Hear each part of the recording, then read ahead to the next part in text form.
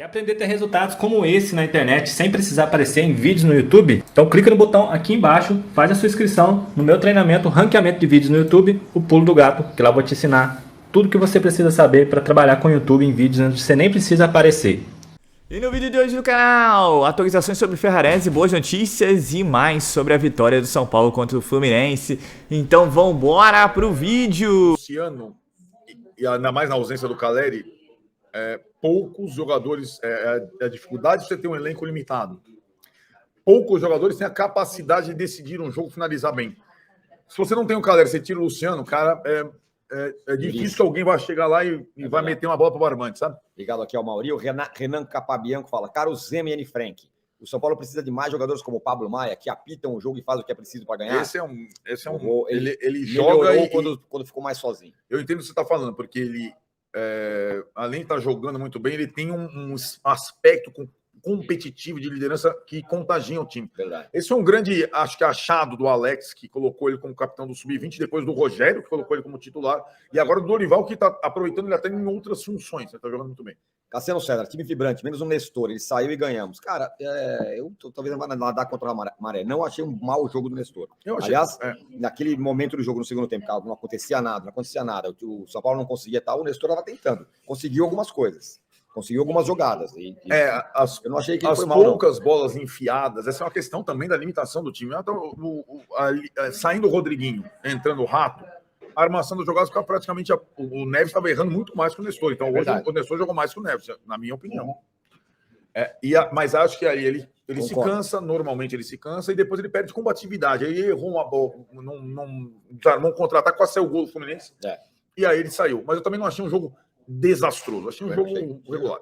Roger Senna, quão longe a vontade de entrega leva um time em um campeonato igual ao brasileiro? Porque técnica não tem. Ele vai falar um pouco sobre isso, mas de fato é um time limitado. Para ser campeão brasileiro, não vai, esquece.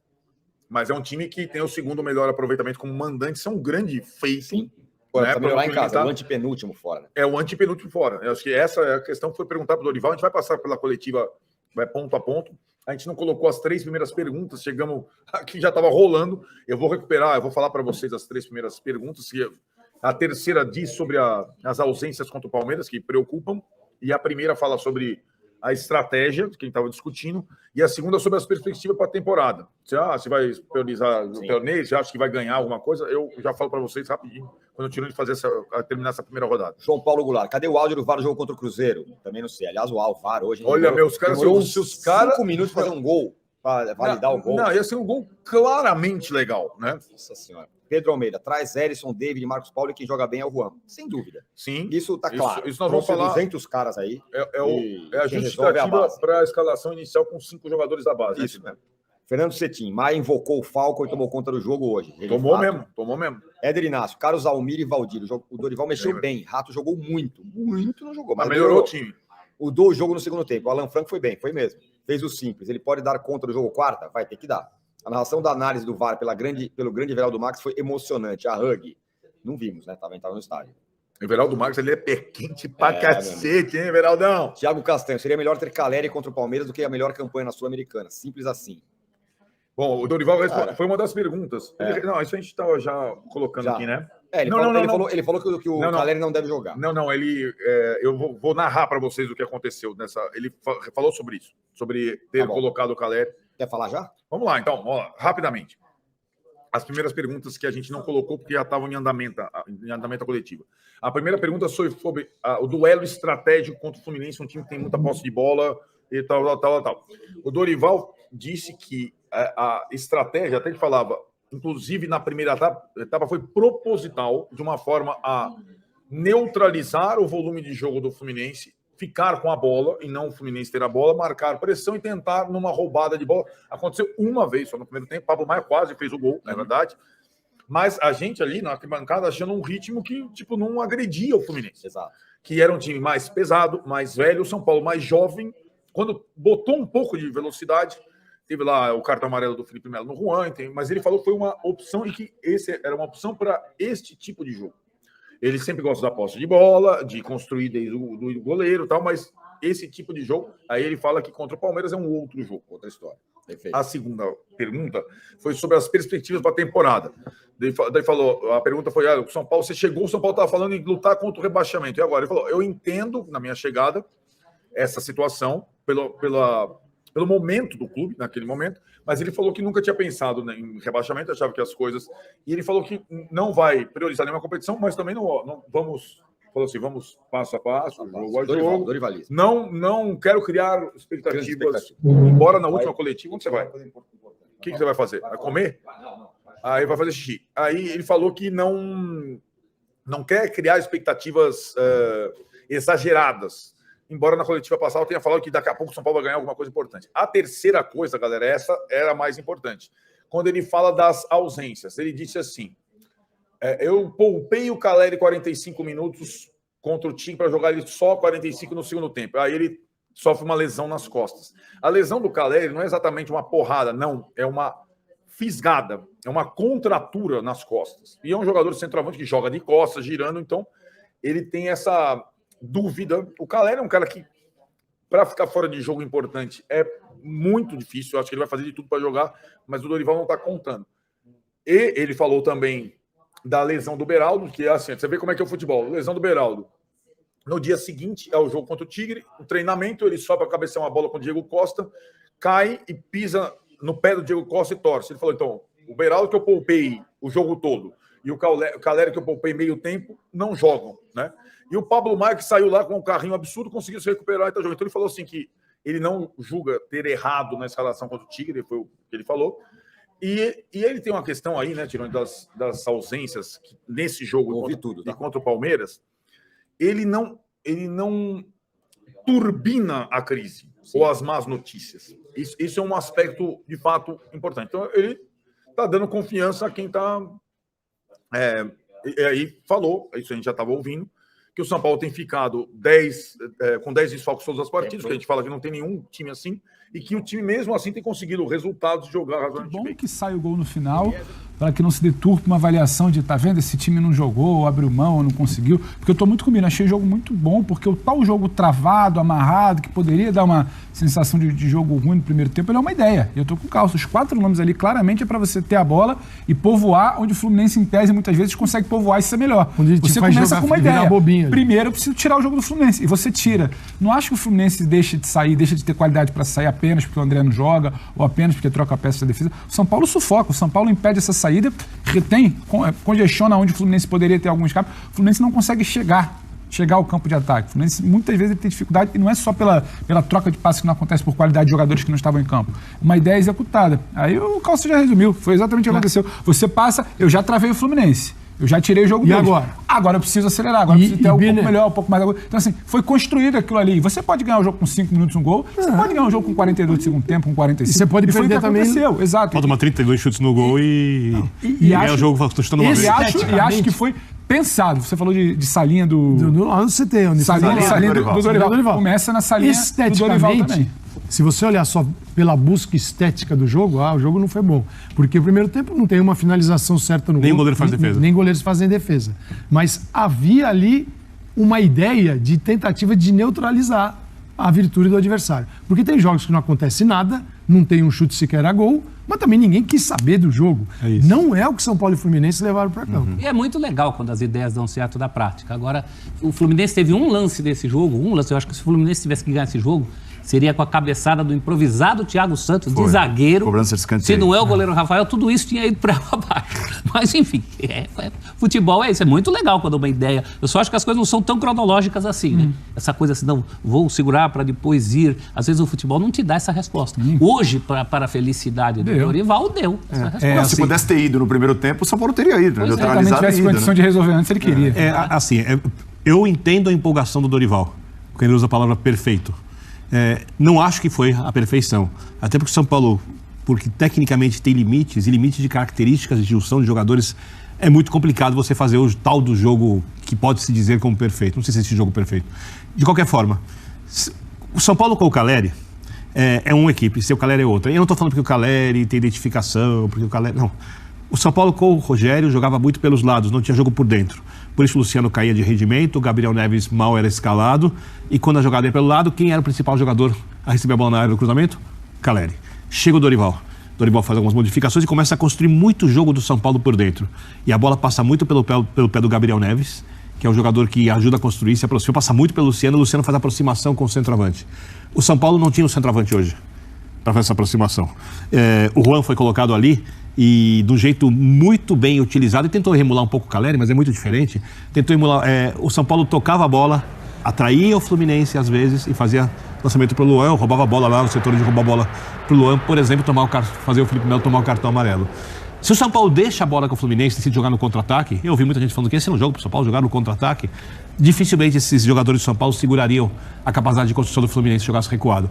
O São Paulo o Dorival, ele achou uma solução contra um time que tem mais repertório que o dele, de construção, está por mais tempo com o seu treinador, contra um time que tecnicamente tem jogadores melhores que os dele, nesse momento, a não ser que alguém ache que o Arias, o Cano e o Keno, por exemplo, não são jogadores que podem, de repente, atuar no São Paulo. Hoje em dia, eu acho que tem jogadores com mais soluções ofensivas. E como ele fez isso? Esmagando a saída de bola do Fluminense. E aí a marcação do São Paulo, ela beirou a perfeição. E aí eu entendo o Dorival, porque a essência é o que sustentou o jogo que fez o São Paulo ser muito melhor que o Fluminense. O São Paulo não foi um pouco melhor. Obviamente junto com o Morumbi, porque o Morumbi hoje em dia é um estádio muito barulhento, a torcida canta demais, demais, demais. E eu não estou falando só por causa desse jogo, quando está fazendo barulho. Eu fui aqui pela emissora, pela ESPN, fazer o jogo no meio de semana com o São Paulo, quase classificado contra o Tigre, com um público que era menos da metade do público de hoje, e o estádio estava muito barulhento, a torcida cantava sem parar. O São Paulo no Morumbi só perdeu do Palmeiras quando o São Paulo construiu mais que o Palmeiras, porque teve 2 erros do Arboleda. Se não fossem os erros do Arboleda, o São Paulo provavelmente não teria perdido aquele jogo. O Palmeiras é um time muito frio, sabe lidar com isso. O São Paulo ganhou todos os outros jogos no Morumbi, atuou no Campeonato Brasileiro. E quando você pressiona a saída de bola, cria esse volume que o professor Calçade falou, que torna o jogo desconfortável para o adversário, a torcida vai junto. E aí você vai insistindo, e a chance de você fazer um gol é maior. O São Paulo tomou, a única chance foi no escanteio. O Fluminense teve 2 escanteios, o São Paulo teve 10 escanteios. Então eu acho que coletivamente, sem a bola, talvez essa tenha sido a melhor atuação do São Paulo que eu vi com o Dorival, e sem a bola. E com a bola, eu acho que ela teve uma atuação boa dentro do possível, as modificações foram corretas e está muito claro que o São Paulo, sem o seu centroavante, sentia muito a falta ali. Acho que o meio de campo também, Pablo Maia tem uma atuação para se aplaudir.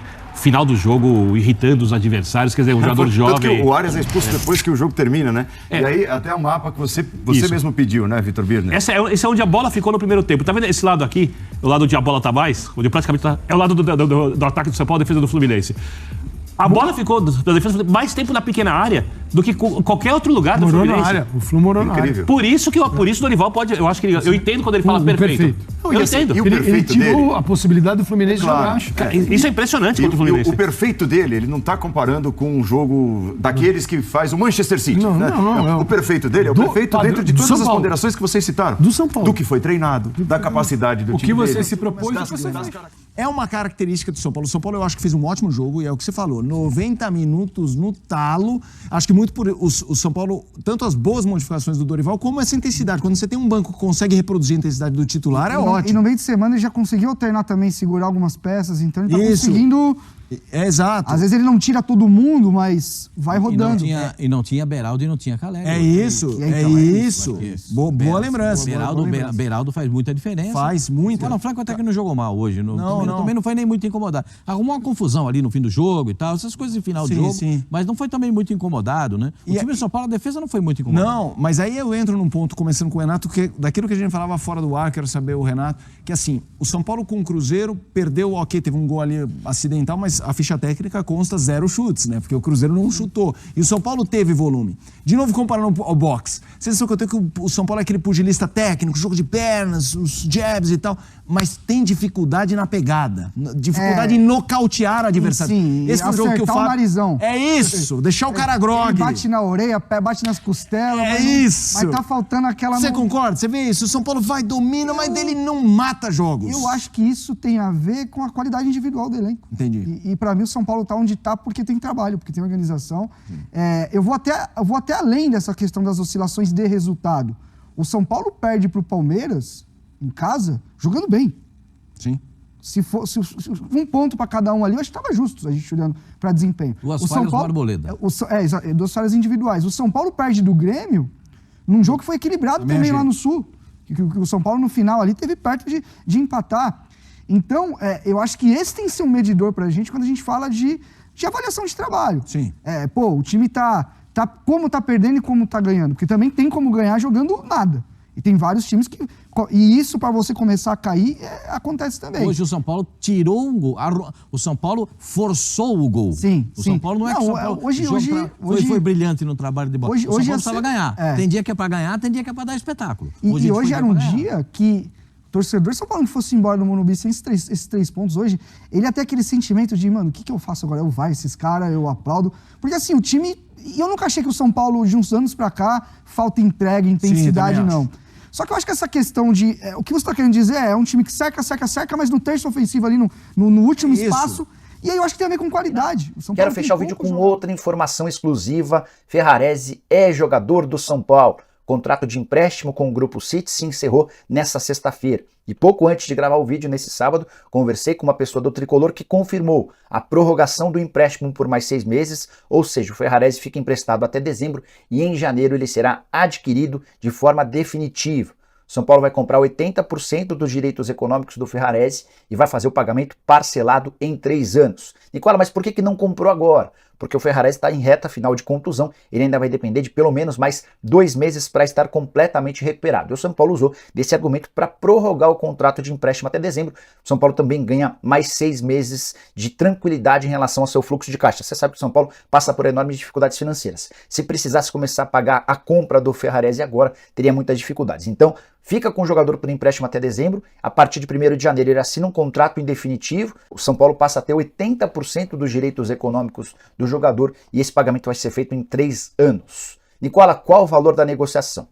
Algum tempo atrás, você vai lembrar, o Grupo City chegou a pedir 7 milhões de euros ou 36 milhões de reais. Essa fonte do São Paulo não quis passar as cifras do negócio, falou que esse contrato ainda tem cláusula de confidencialidade, mas cifras bem inferiores aos 7 milhões de euros, o fato de ter passado por uma cirurgia de joelho, longo tempo de recuperação e a necessidade do São Paulo, a preocupação e os problemas financeiros do Tricolor fizeram com que a operação fosse fechada por cifras muito mais baixas. Ferrarese, que tem 24 anos de idade, nasceu na Venezuela, embora seja considerado argentino, filho de argentinos, quase toda a sua vida foi feita na Argentina, 13 partidas desde que foi contratado, 3 nessa temporada, até que sofreu a lesão, tinha excelente avaliação interna e externa, jogador que é líder, super importante, tem um papel decisivo e será jogador em definitivo do Tricolor. E você curtiu a notícia? Pessoal, atualizações sobre o caso do Ferrarese. Jorge Nicola colocou e foi confirmado por GE e ESPN que o zagueiro deve ser obtido em definitivo. Vai ser um empréstimo até o final do ano. A partir de 2024, São Paulo vai pagar aquele famoso carnê Casas Bahia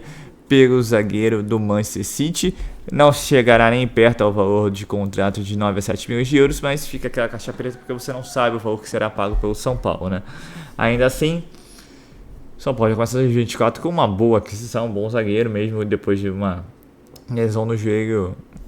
Nada o impede de voltar ao bom futebol que apresentava antes da contusão. Então, boa notícia. O São Paulo já começa com mais um zagueiro. Agora esperemos que em 2024, pelo menos, o Refis ele consiga aí recuperar os jogadores mais rápidos, né? Até porque, de acordo com o Dorival, o Caleri dificilmente atuará contra o Palmeiras. Ele teve uma contratura nas costas. Meu Deus! Esse tigre também é brincadeira, viu? Então, o atacante não deve participar. O possível reserva imediato deve ser o Juan, porque, cara, é o que tem sido dito. A base tem levado São Paulo e para que tu contratou o Marcos Paulo e o David se quem entra o Juan? E entrou muito bem, deu muito trabalho para a defesa do Fluminense, amarelou o Felipe Melo, foi bem. Teve sua chance ali, cara a cara com o Fábio, mas veremos, até lá tem muita coisa para acontecer, até porque no São Paulo o jogador se machuca até no treino, né? Ele explicou como é que foi que o Beraldo se machucou, pisou no pé do Diego e acabou tendo aí uma lesão ligamentar no tornozelo. Falando do jogo de ontem, Pablo Maia, Luciano, Rafinha também foi bem, Juan foi bem. A defesa foi muito bem, mas apesar de não ter sido muito exigida, Rafael, quando foi exigido, se apresentou. Então, assim, bom jogo, Morumbi, 50 mil pessoas, que empurrou o time do início ao fim. E lá no finalzinho o São Paulo foi premiado, né? Porque forçou, correu atrás e matou a partida.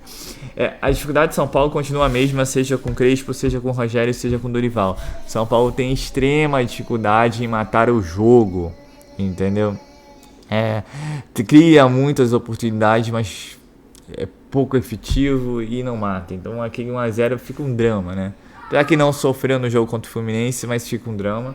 Agora é esperar aí que contra o Palmeiras não tenha tantas oportunidades, mas pelo menos seja efetivo. O São Paulo precisa primeiramente não perder, mas de melhor cenário vencer, né? Porque o São Paulo no Allianz tem muita dificuldade, parece até um outro esporte, né? Grama sintética e tudo mais. Então veremos, o importante é que o São Paulo venceu, teremos um bom fim de semana agora vendo os adversários jogarem e preparação começa amanhã para o confronto contra o Palmeiras para a Copa do Brasil. Lembrando que logo após você tem Bragantino, tem o jogo da volta contra o Palmeiras e depois fica esse mês aí enrascado, né? Tem Santos, tem Fortaleza e tudo mais. Então é isso, pessoal. Eu sou Marcelo Mazorra do canal Mazorra SPFC. E se você quer ficar ligado nas últimas, nas notícias, nas novidades do São Paulo Futebol Clube, não deixe de se inscrever no canal, ativar o sininho para notificações. E se puder nesse vídeo, claro, deixa aquele likezão. Até porque o Tricolor ganhou, minha gente. Então é isso. Um ótimo domingo a todos e valeu! Quer aprender a ter resultados como esse na internet sem precisar aparecer em vídeos no YouTube? Então clica no botão aqui embaixo, faz a sua inscrição no meu treinamento Ranqueamento de Vídeos no YouTube, o Pulo do Gato, que lá eu vou te ensinar tudo que você precisa saber para trabalhar com o YouTube em vídeos onde você nem precisa aparecer.